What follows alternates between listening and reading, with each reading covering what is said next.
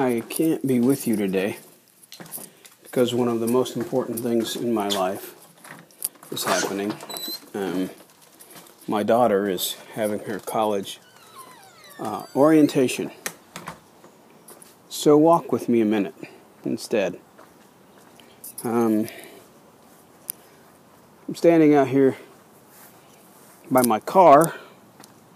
I've been told a few times in the last couple weeks about the things I've been saying that, I should appreciate where we are because it's not like it used to be, like it once was. If you could see where we were then compared to where we are now. I want to ask, when your car's broke down, do you think about what condition it's in compared to your old car that might be more broke down?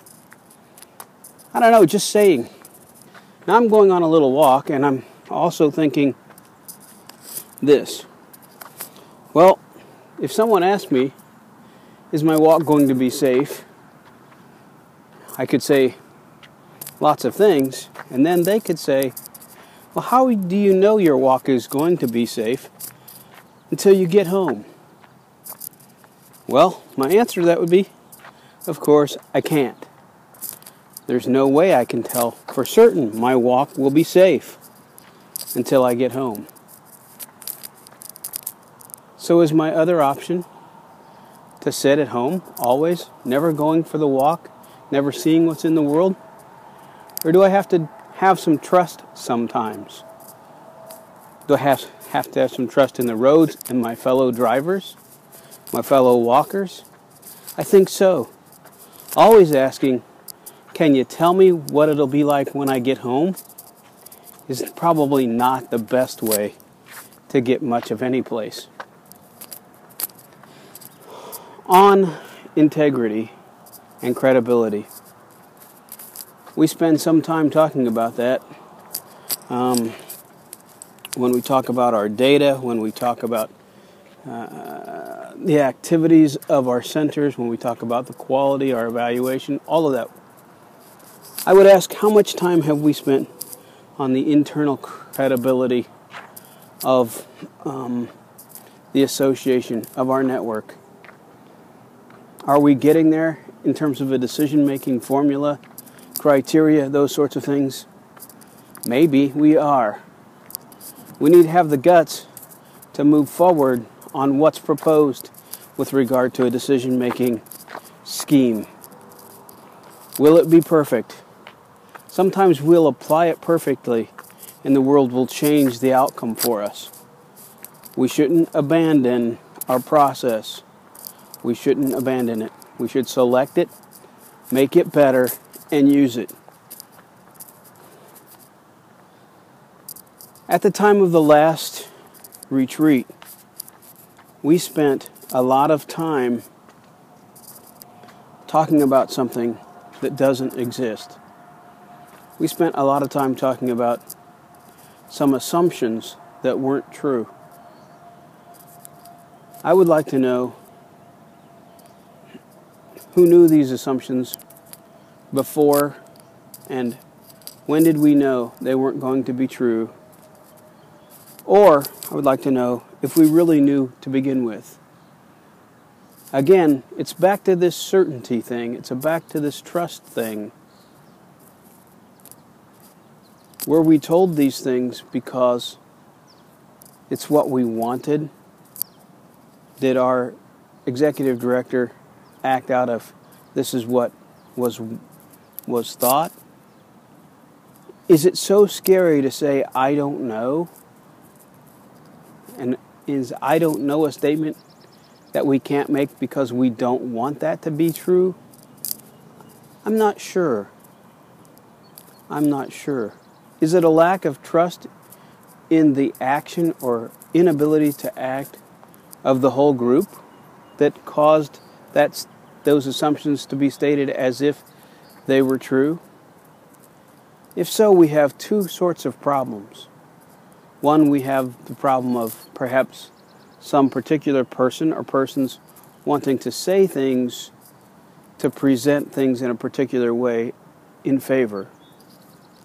or we have a complete lack of trust in even starting to bridge unknown topics because there's a fear that they won't move ahead. Both of those are both immature organizationally and probably not very healthy at all. We have to work really hard to get over that. It's okay not to know. In an atmosphere of I don't know, we can create possible scenarios and possible solutions. Instead, we spent several hours at our retreat, and probably some beforehand, talking about discussing things that just were fictions. Oh, and speaking of other fictions, I want to spend a couple minutes talking about the great idea of trying to figure out equity based on a formula that's probably outdated and doesn't apply. We need to move away from that sort of thinking. Is the goal of all resourcing equity for us? I want to focus on that term, for us. If we're going to be an association, if we're going to be a network, I'm wondering if our sole purpose to gather resources for us is a reasonable one. Should we not look at that in tandem with figuring out what we can do? If we focus solely on what we can get without the requisite task of focusing on what we can do together, will we ever get there? Will we ever get there? Is this not as much about what we can do as it is about what we can get? We could have spent several hours at our retreat, and we could spend several hours over the next few months figuring out in this PETS what we can do, and spend a little less time on what we can get. The universe has taught me some lessons over my 50-some years.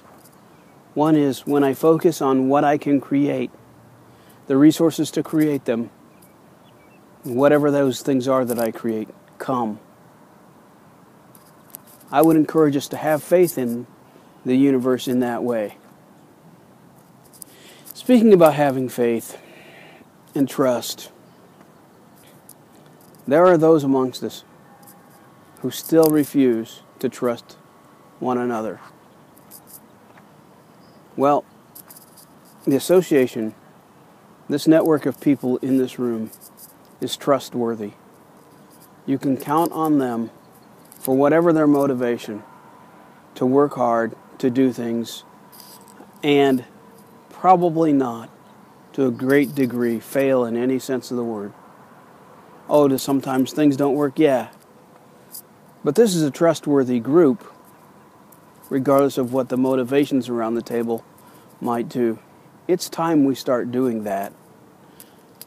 Will everything the network does point to something for our particular neck of the woods? No chance in hell. Okay?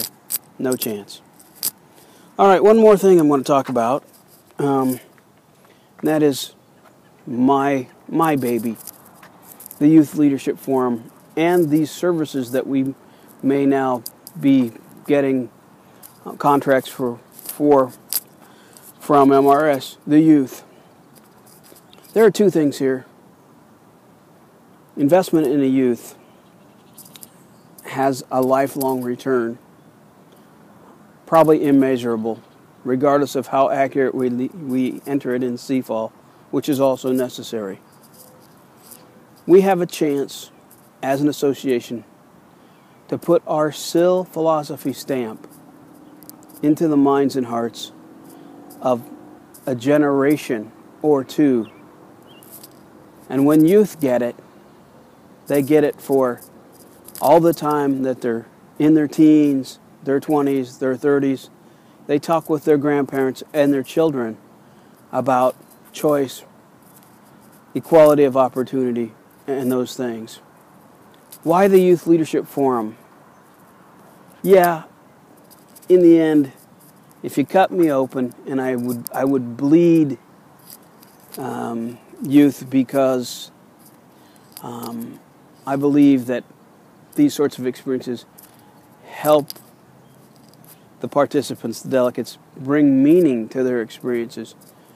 And that's one of the cool things in life, in everyone's life. Secondarily, however, the Youth Leadership Forum is an opportunity for us as a group to put our brand on something that's statewide and established already. It's like having Coca-Cola hand you their formula and say, "Here, would you like your name on it?" We have that opportunity, and I've been hammering at it for a year, and now we have this opportunity for probably using these PETS funds to do this. Come join me. Make the SILs in this state, make the network the flag bearer for this Youth Leadership Forum.